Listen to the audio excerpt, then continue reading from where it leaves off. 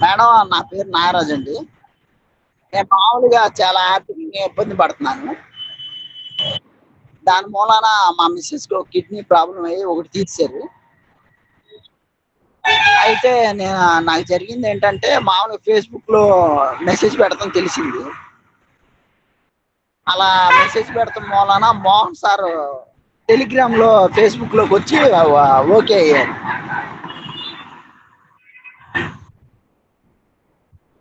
నేను పెట్టుకున్నాను.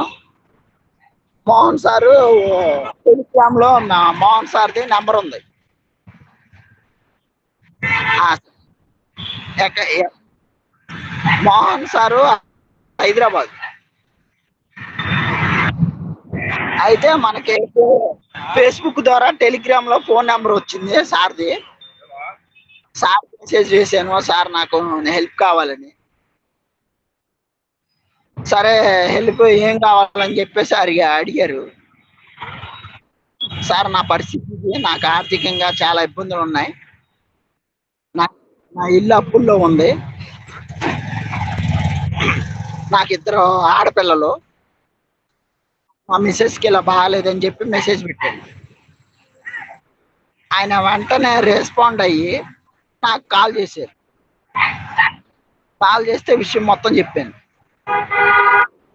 చెప్పిన తర్వాత సార్ ఏమన్నారంటే, నీ ప్రూఫ్‌లతో సహా అది నిజమా కాదా నాకు తెలియజేయి అని చెప్పి పెట్టారు.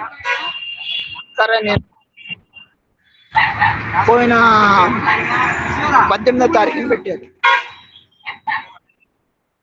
ఈ నెల 18వ తారీఖున పెడితే నేను ఓకే చేసి చెప్పాను.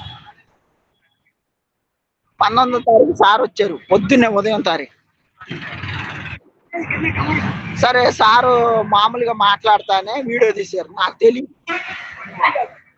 సార్ అంతా చూసుకొని వీడియో చేశారు. ఓకే సార్ అని చెప్పేసి మామూలుగా మాట్లాడారు. వీడియో తీసిన సంగతి నాకు తెలీదు. తర్వాత నువ్వేమన్నా చెప్పాలా అని చెప్పేసి అడిగారు. చెప్పుకోవాలి సార్ నాకు ఇద్దరిని కలవాలని ఆశ. నాకు మెయిన్ రోజా అమ్మ గారు, తర్వాత సీఎం సారు ఇద్దరిని కలిసి నా పరిస్థితి చెప్పి నేను సాయం పొందాలనుకుంటున్నాను సార్ అని. సరే అని చెప్పేసి మాట్లాడిన తర్వాత నేను మాట్లాడిస్తానని చెప్పేసి నా వీడియో తీసుకొని ఆ 2 నిమిషాలే నేను మాట్లాడింది రికార్డ్ చేసుకొని వెళ్ళిపోయారు. నేను ఫోన్ చేస్తాను ఆ రోజు అన్నారు. మరుసటి రోజు కాకుండా మరుసటి రోజు 2 రోజులు ఆగిన తర్వాత మరుసటి రోజు నాకు ఉదయం కాల్ చేశారు. 3:30 ఆ టైంలో ఉదయం. సరే సార్ అని చెప్పేసి మాట్లాడితే ఇలాగా నువ్వు ఒకసారి బయటికి రా అంటే తలుపు తీసుకొని బయటికి వెళ్ళాను. సరే బయటికి వెళ్ళిన తర్వాత మాట్లాడి అయిపోయిన తర్వాత సార్ బయటికి వెళ్దామని చెప్పి తీసుకెళ్లారు. బయటికి వెళ్ళాము. మాట్లాడిన తర్వాత సారు మేడం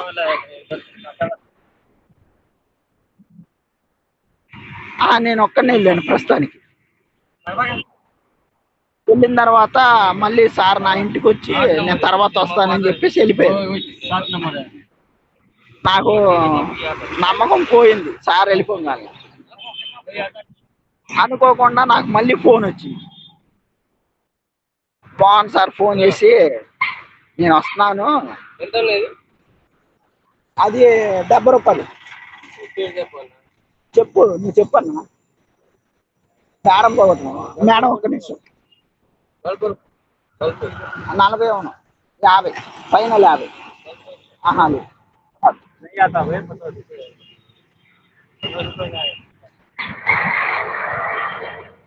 50 ఫిక్స్ అంతే. 50 తక్కువ రాదు. 50 తక్కువ రాదు. ఇంకా అలా జరిగింది మేడం. సార్ ఫోన్ చేసి మేడం గారు పిఏ వస్తున్నారని చెప్పారు. సరే అని చెప్పేసి మాట్లాడుకున్న తర్వాత మేడం గారు పిఏ అని చెప్పేసి నేను నా పని నేను చేసుకుంటున్నాను. క్రిస్మస్ తాత డ్రెస్ వేషంలో మేడం గారు వచ్చారు డైరెక్ట్ గా. రోజా గారు వచ్చారు. ఆ ఇంటికి వచ్చారు. అయితే నాకు మేడం గారు అని తెలియదు. తెలియక నేనేమన్నా, నారాజు నేను బాగున్నావా, నేను ఎవరో తెలుసా అని చెప్పేసి అడిగాను. నాకు తెలియదు సార్, మీరు ఎవరో నాకు తెలియదండి అని చెప్పేసి. అయితే లేదు, నువ్వు నాకు తెలుసు, నేను నీకు తెలియకపోవడం ఏంటి అని చెప్పేసి అన్నారు. సార్ నాకైతే తెలియదండి, మీరు మాస్క్ తీస్తే తెలిసిద్ది అని చెప్పేసి అన్నా. సరే లోనకి రా అని చెప్పేసి లోనకి వచ్చిన తర్వాత డోర్ లాక్ చేయన్నారు. డోర్ దగ్గరికి వేసాను. మాస్క్ తీయగానే నాకు హవాక్ అయిపోయి అసలు ఎలా చెప్పాలో కూడా తెలియదు మేడం. నాకు అంత ఆనందం, సంతోషం, ఏడుపు అన్ని ఒక్కసారి వచ్చింది. నా కన్న తల్లిదండ్రులు కూడా నన్ను అంత ఇదిగా చూసుకోవాలి. మేడం గారు వచ్చి, నేను నీకున్నా, నువ్వు ఇబ్బంది పడవద్దు, ఏది కావాలన్నా నన్ను అడిగని చెప్పేసాను. సరే మేడం అని చెప్పేసాను. మాట్లాడిన తర్వాత నా పిల్లలకి డ్రెస్సులు, వైట్ డ్రెస్, పిల్లలకి చాక్లెట్లు, నా భార్య పరిస్థితి చూసి 2 lakhs చెక్ ఇచ్చారు. సరే మేడం చెప్పి తీసుకొని మాట్లాడిన తర్వాత 2 lakhs చెక్ ఇచ్చారు. మేడం గారు నేనున్నాను, నువ్వు బాధపడొద్దు అని చెప్పేసి అని మాట్లాడి నాకు భరోసా ఇచ్చి, నా పిల్లల్ని ఆవిడ ఎక్కే కారు దాకా తీసుకెళ్లి ముద్దులాడి, తన కారు వరకు నా పిల్లల్ని తీసుకెళ్లి వదిలేసి బాయ్ చెప్పి మేడం గారు వెళ్ళారు. దీని అంతటికి కారణం మోహన్ సార్. ఇప్పుడు గుళ్ళో పూజారి ఉంటారు కదమ్మా, ఆ పూజారి టైపు మోహన్ సారు నాకు దేవుడు.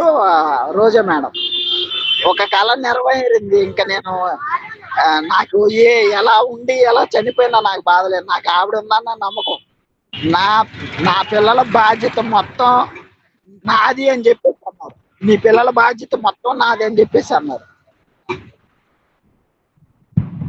నా భార్యకి కిడ్నీ ఒకటి తీశారు. డోనర్స్ ఎవరైనా దొరికితే దానికి కూడా నేను హెల్ప్ చేస్తాను. నేను కూడా అడిగి చూస్తాను. ఎంత ఖర్చు పెట్టి ఆవిడకి మళ్ళీ కిడ్నీ వేయించే పూచి నాదని చెప్పేసాను. అది మేడం. దీని అంతటా కారణం మోహన్ సారు. మరి నేను ఇప్పుడు ఇలా నిలబడి ఇదిగో ఇలా చెప్పులు చేసుకుంటూ బతకడానికి కూడా కారణం మేడం గారు. వ్యాపారం కాదు మేడం, నేను చెప్పులు తయారు చేస్తా, కంపెనీలోకి వెళ్ళి చెప్పులు అలాగా ఉండటం మూలాన 4 నెలల బట్టి నాకు ఒంట్లో బాగవడం లేదు. మొత్తం బాధ్యత నాది. నారాజు నువ్వు బాధపడబాకు, నీకేం కావాలన్నా నన్ను అడుగు అన్నారు. మా బాధ ఏంటంటే ఒక్కసారి సాయం పొందిన తర్వాత రెండోసారి అడగదలుచుకోలేదు. నా నా అమ్మ నాకు మళ్ళీ ఇది కావాలి, నాకు ఇది కావాలని నేను అడగలేదు. ఆ అమ్మ దయ వల్ల ఇప్పుడు ఈ రోజు ఇలా ఉన్నా. అమ్మ ఫ్యూచర్ లో నన్ను అర్థం చేసుకొని, నా పరిస్థితిని అర్థం చేసుకొని నన్ను మెరుగుపరిస్తే చాలు. అంతే. నా ఇల్లు అప్పుల్లో ఉంది. నా వాళ్ళు అందరూ నా మీద కేసు పెట్టారు. చాలా ఇబ్బందులు. అమ్మ ఇచ్చిన దాని వల్ల నాకు కొద్దిగా ఇప్పుడు మెరుగుపడి నేను ఫ్యూచర్ లో ముందుకెళ్ళడానికి ప్రయత్నిస్తాను. అమ్మ సపోర్టు, సార్ జగన్ సపోర్ట్ కానీ ఉంటే నేను ఎక్కడికైనా వెళ్ళి నిలబడగలనన్న నమ్మకం నాకు. సార్ రావాలి, సార్ వస్తారు, సార్ వచ్చారంటే అమ్మ గ్యారెంటీగా వస్తుంది. అది మాత్రం పక్కాగా చెప్పగలను. మేడం గారు ఇప్పుడైతే కాంటాక్ట్ లో నాకు ఇంటికైతే రాలేదు. రోజు డైలీ ఫోన్ చేస్తున్నారు.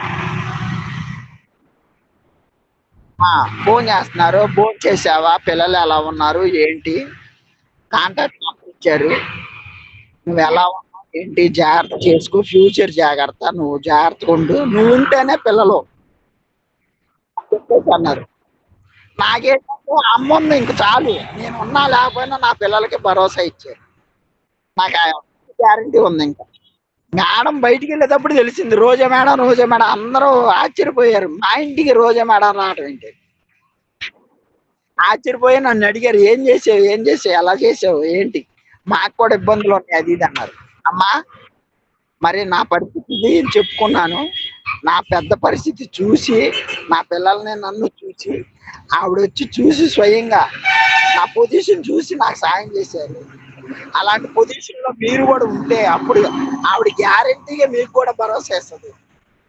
నేను చెప్పాను, వీలైతే చూస్తాను అని చెప్పేసి నేను అన్నా మేడం. ఒక అది ఎలా చెప్పాలంటే, వాళ్ళు ఏంటో అమ్మో పెద్దోడు అయిపోయాడు ఉన్నట్టుండి ఇంత పెద్దోడు అయ్యారు. ఆ, మొన్నటి దాకా తినడానికి కూడా లేని వాడు ఈ రోజు ఇంత పొజిషన్ లో ఉన్నాడు. ఏంట ఇతని ఏంటో అంత ధైర్యం, ఇతని నమ్మకం ఏంటి, ఇలా ఉండటానికి కారణం ఏంటి అని అందరూ ఆశ్చర్యపోయి అడుగుతా ఉన్నారు. నాకు ఇంకేం ఇబ్బంది లేదమ్మా, తినడా కాదు, ఎప్పుడు కూడా నేను ఇలాగే ఉంటా, ఇలాగే నిలబడతా. మేడం గారు, మేడం గారు కలకాలం 100 ఏళ్ళు ఉంటారు.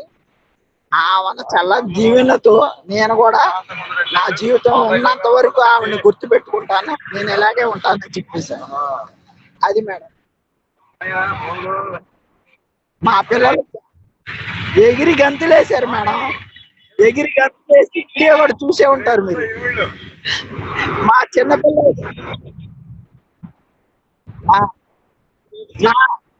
మా చిన్నపిల్ల అయితే రోజా మేడం, రోజా మేడం అని ఎగిరిద్ది రోజు.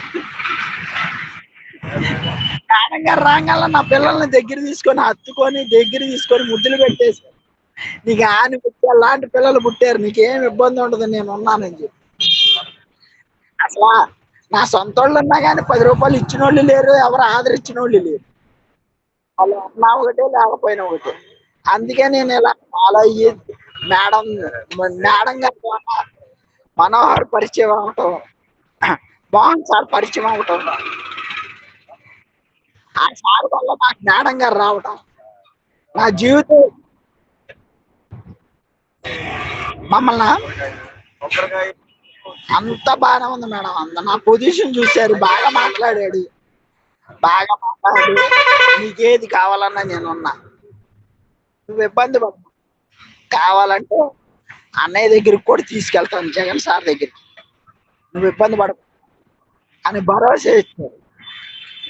ఆవిడ ఉన్నంత కాలం జీవితాంతం దేవుడి సాక్షిగా ఆవిడ కలకాలం శుభ్రంగా ఉండాలి, దేవుని దయ వల్ల హ్యాపీగా ఉండాలి, మా ఆశ కూడా పోసుకొని 100 ఏళ్ళు బతకాలని ఆలోచిస్తుంది.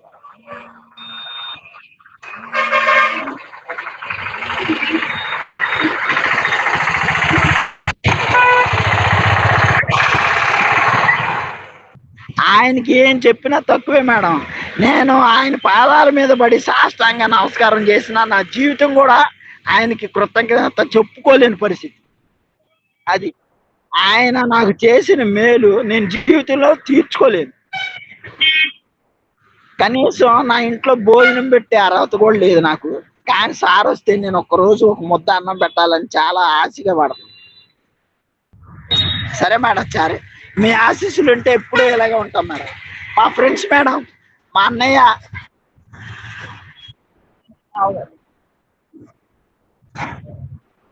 నాకు ఉన్నది వీళ్ళిద్దరే మేడం ఎక్కువ.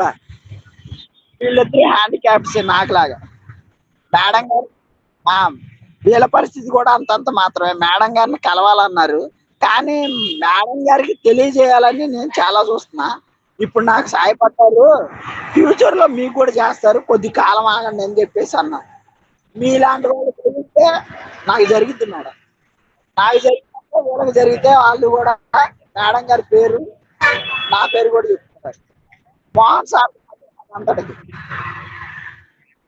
చెప్తా మేడం. సరే, okay madam, thank you madam, ఉంటాను.